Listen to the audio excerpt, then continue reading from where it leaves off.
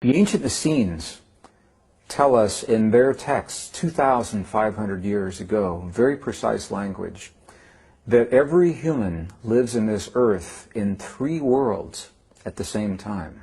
We live in the world of thought, the world of feeling, and the world of emotion. And their texts actually say to us, when these three become one, when the thought and the feeling and the emotion are merged, are married together into a single potent force, then when you say to the mountain, move, the mountain will move. Now, I used to believe that this was a metaphor. And now I have seen in the monasteries of Tibet, and I've seen with the holy and the sacred people in Bolivia and Peru, in the native traditions of the desert Southwest, in the medicineless hospitals in Beijing, China, this is not a metaphor. It is a literal fact. When thought, feeling, and emotion become one, we literally can change the stuff our world is made of. We can rearrange the atoms of matter through the belief waves that emanate from our heart. So the question is, when we are experiencing judgment and ego, what is that saying to us really? Well, the first thing it's telling us is that we are not in our heart, because the heart has no judgment and the heart has no ego. When we are experiencing those qualities, it is coming from our mind. It's coming from our inner child. It's coming from our fear, from our families, our perceptions, our conditioning. It's not coming from our heart. And this is so interesting to me because I'm using the English language now.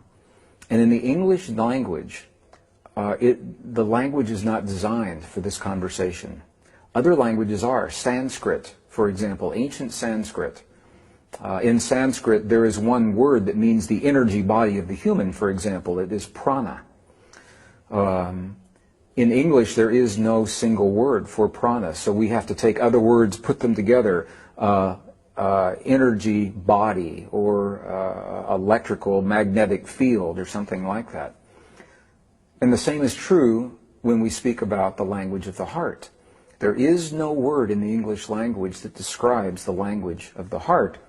Part of my heritage is Southeastern Cherokee, Native American Cherokee. And in that tradition, there is a word that means the single eye of the heart that doesn't see right and wrong and good and bad. It simply sees what has happened with no judgment. And that word is Shante Ishta, the single eye of the heart. And so the goal of many ancient traditions, early Christian, early Jewish, early Buddhist, Native American, and now the scientific principles today, is to find a way to view the experiences of life, what happens in the world around us, our relationships, our finances, our health, through the single eye of the heart, the eye that says, yes, this is what has happened, without saying what has happened is good or bad or right or wrong.